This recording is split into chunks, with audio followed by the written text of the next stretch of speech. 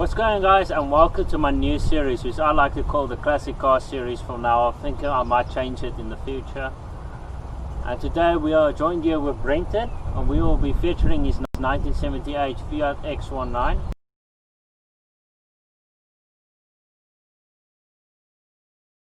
So Brenton, tell us a little bit about your car. Well, the Fiat X19 was quite a legend back in its time. It was considered the baby Ferrari back in 1974 when it was originally launched.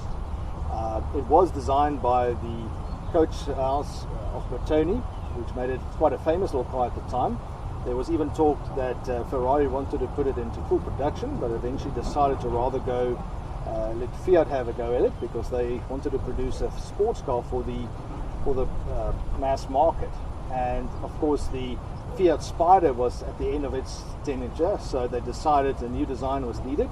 So the Fiat X19 came into being, and they put it into production. It was from 1974 in production right up until 1989, by which time Bertoni himself took over from Fiat when they abandoned the project in the early 1980s. So yeah, quite a nice history to it, a very thoroughbred little car. There was over 180,000 produced of them during that time. They came in various different series that they designed them in. My car in particular is the 1976 Series Special, which featured the first right-hand wheel drive one, which was actually aimed at the UK market, and that was the first one that was actually commonly available in South Africa from about 1977 onwards. Mine is a 1978 model, and I've had it for about 10 years. Sure. I saw the car for the very first time when I was probably about 4 years old at the time, around about 1978. I'm actually divulging my age as well. And I saw it down parked here in Amanzimtoti in Beach Road, and I just fell in love with the car. And I've been always wanted to have one. But of course they were very rare and very scarce later in life, so I only managed to pick up one about 10 years ago in Johannesburg, and it was still original, but it needed a bit of work. But I bought the car, and yeah, it's been my little pet project ever since. Alright, so that's a very nice story. So have you done any restoration to the car? Yes, the car had basically had two restoration jobs to it. The first one was actually a very quick one. It was just to really give it a fresh paint of coat on it, and then of course a few minor upgrades and things like that. Not upgrades really just some mechanical things that needed to get some attention. But then about 5 years ago I decided to give it a proper restoration, whereby the interior and the exterior of the car went through a major revamp, and I try to keep it in line with its age and the time it was actually designed. Although you couldn't really find any of the original material anymore that for the seats or anything like that, I try to keep it in pace with the 1970s. So the restoration project was quite extensive. That itself was quite a mission, because finding people to help you with those type of things is quite rare nowadays. They are particularly nonchalante when it comes to these things. They're not really interested. They say they are, but once you get started, you quickly realize that people aren't really that committed to it. That's not nice. Yeah, no, unfortunately, as you can imagine, I had quite a problem from people doing the paint work to the body work to the interior. They were all. It was a challenge to me, but eventually I got it done, and today I'm very happy that I endured all of that hardship, because believe me, it was really hardship. But now I've got a car that emulates the 1970s. I enjoy driving it. It's because it's an amazing experience to drive a little car like this. Closest you'll come to a real Ferrari, I suppose. It shares a lot of the Ferrari features from that time, hence the nickname it got as Baby Ferrari, because it was in every way a little Ferrari. It comes from the same stable, but it's the smaller cousin of the Ferrari. But to me, it's a walk down memory lane. It's very nostalgic to actually have a car like this and to enjoy it and drive it, because it's a very different experience to the modern cars that you see today. I've seen like a few of them, actually just one, but I've heard of others. But this is definitely the best condition one I've ever seen. Oh, thank so you. actually, mate Brenton had a at a gas station there at Caltex. And then I was on my way to Galeria to, I can't remember exactly what I wanted to go and buy or do there. And yeah, I was a very lucky moment. If I didn't go to Galeria, I would have never met him. So yeah, we were destined to meet, I suppose. Yeah. So how often do you drive the car? Well, nowadays, since I've had the car back from the mechanic, because I had to have some work done mechanically on its engine, the car was there for quite a while, unfortunately, and since it's been back, I've been trying to drive it every single day. But generally, and that's just really to catch up on lost time, but generally I drive the car only really over weekends and in the afternoons, late afternoons, when there's not that much traffic, or maybe very early in the morning when there's not that much traffic on the road. Obviously, with the conditions on the road being the way they are, with so many people driving, and you don't really want to expose this little car into any sort of unnecessary dangers on the road. So you tend to want to drive it when it's nice and quiet, when you can just really enjoy the drive, because that's really why I want the car. It's for the drive. It's an amazing car to view from. Aesthetically, it's beautiful. It's very well designed, but the drive as well is a unique experience, and that's what I want to really enjoy with the car. So I see you have in the boot, you have bags there. What are they usually for? Well, these bags, I had to have them reproduced, but the original, the car came out with bags. It was luggage bags that were specifically designed for the car, because it's got a very small little confined boot space. They brought out these very nice looking bags that you can actually put your clothes in. Whatever you can fit into the bags, you're sure to be able to fit into the little boot. Now, when I had the car redone, I decided to reintroduce these bags into the car. I had to get completely new ones made, because obviously there are none available anymore. They don't make them anymore. So I had these bags made for the car so that I could, if I needed to travel with it, I have the bags, I can put my clothes in there, and at least I know it'll fit into the car's boot. And I also saw that you have a fire extinguisher.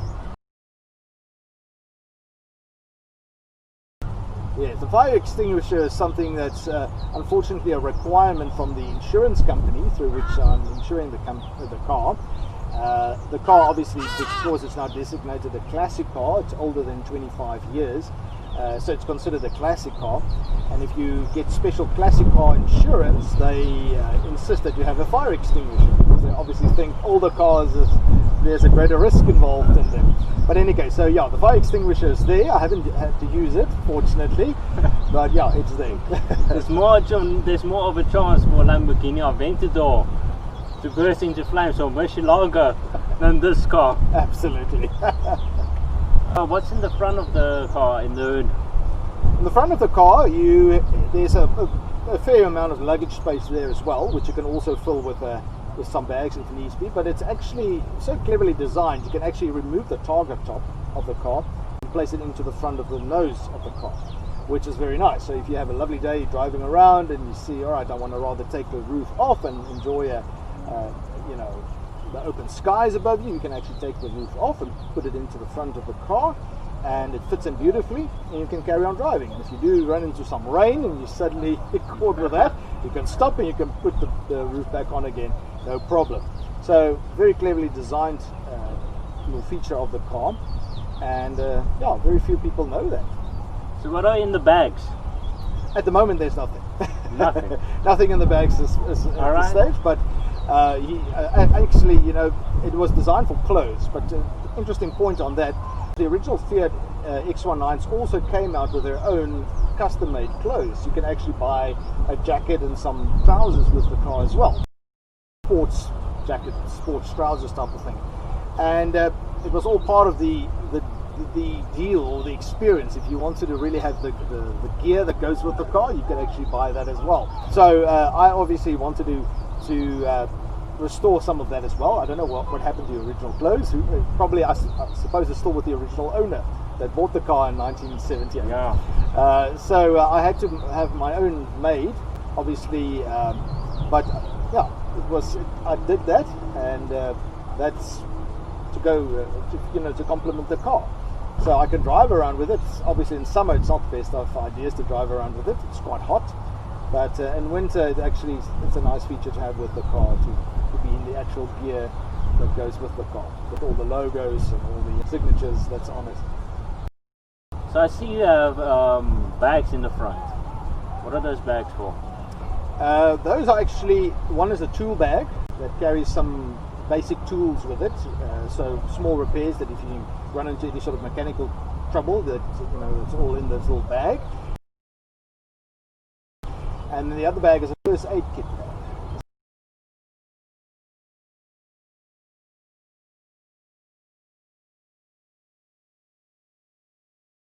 So if you run into any medical problems, a headache maybe on the way, or something that needs a band-aid, then at least you can attend to that. So those little bags are kept in the front of the car, whereby the clothing bags are kept in the boot of the car. So I've noticed that you have a sound system in the car. Did it come with the car, or is that aftermarket? The sound system is an afterfit that I introduced into the car. The original car didn't come out with a radio. There were some people, actually from the factory there was only a single speaker that was actually mounted in the car, but it didn't come out with a radio. So when you had to fit a radio, you had to make these special brackets to fit underneath the dashboard to actually fit it. So when I restored the car, I said no, I want to actually put a proper sound system in here, because this one little speaker in the front is just not going to do it for me. And of course the radio it had in there was as old as the car, so that wasn't going to do. You still have that one speaker? It's still there, yeah. Okay. But it's now complemented by a whole array of surround sound, so it was all added onto it. So there was quite a bit of work done on the sound system, and I've upgraded it obviously and put a new radio in it with all the modern features that goes with it, but yet still staying with the 70s look. So you won't find the radio being, in a sense, stealing the center spot of the car. It's there, but it's very understated, and it gives good sound. Obviously a very nice surround sound, because you're in a very enclosed environment in this little car, with it only being a two-seater. So you can get very good sound from that sound system. So yeah, that was definitely an upgrade from what was originally available. But I just felt, it's in place with what. And a lot of people in the later models of the X19, there were changes made to the dashboard, especially when Brenton took the production over, and it was specifically aimed at the US market. They did quite a bit of change there. So radios were fitted to the X19 afterwards. Not in the later models, I should rather say. So it's keeping in pace with that. So, but the original models like these ones, they didn't come out with radios. Few cars did, funny enough, back then. But it wasn't a big priority with them. But I felt that was a nice upgrade. So tell me a little bit about the engine of this car. What size is it? This particular engine is a 1300, 4-cylinder, single overhead cam. That was the original engine it came out with. It was linked to a 4-speed gearbox, which is still original to this car as well. The later models from about 1979 onwards came out with a 1500 single overhead cam with a 5-speed gearbox. But the most popular ones were actually the 1300s, because they were in some way a little less troublesome than the first editions of the 1500s. In America, they continuously upgraded the car. So eventually you got the 1500 engine, which was actually fuel injected, which was actually very impressive in terms of speed and power. So there was a lot done in terms of its power supply from the original 1300. But it's also, you need to remember, this particular engine was also was adapted from the Fiat 128. That was actually a Fiat 128 engine that was somewhat upgraded in power, and was put into the Fiat X19. So there were a few of the very original X19s that actually came out with a small Ferrari engine, Ferrari Dino engine. But they were very small, a few very limited editions of them.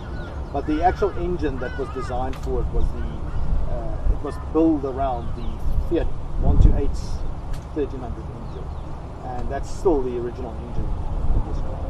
You obviously went through a great amount of trouble to keep this car original, when you could have modified it. Why did you not do that? Well, I wanted to keep the car the way it was because I believe the car was so brilliantly designed. It was years ahead of its time when it came out in the 1970s. This car actually has independent suspension, disc brakes all around, things that even cars of today don't have.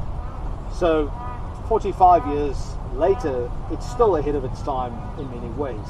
Aerodynamically away, also very far ahead of its time. So I didn't feel it right for a very nice classic car like that to be souped up and, in a sense, destroy its original feel and its original features by upgrading it. I know there are people that actually do that. They put in massive engines and they upgrade them with turbos and things like that. And of course, the car lends itself very well to that. It's very well designed, being a center-mounted engine car. It has far better balance than you would find with your front cars with the engines mounted in the front, or the rear engines like in your Porsche or the VWs. So the center-mounted engine obviously gives you perfect balance in terms of driving experience. So putting a massive engine in it, souping it up, giving it immense power and speed, it's a perfect, almost a match made in heaven. But I didn't want to go that route because I wanted to preserve the car the way it is. I fell in love with the car as it was back in the 1970s, with that look and that feel and everything like that, and I wanted to keep it like that. And hopefully, if this car ever passes on to someone else, whoever possesses it after me will do the same. Keep it in that. Hopefully it does. Yes, hopefully. I actually know a guy that put a rotary motor in there. It was an orange one. Of course, I didn't get to see the car because once I met him, he sold all his cars. No idea why. So the next step is, of course, to take it for a drive to feel that 1970s feel of a car.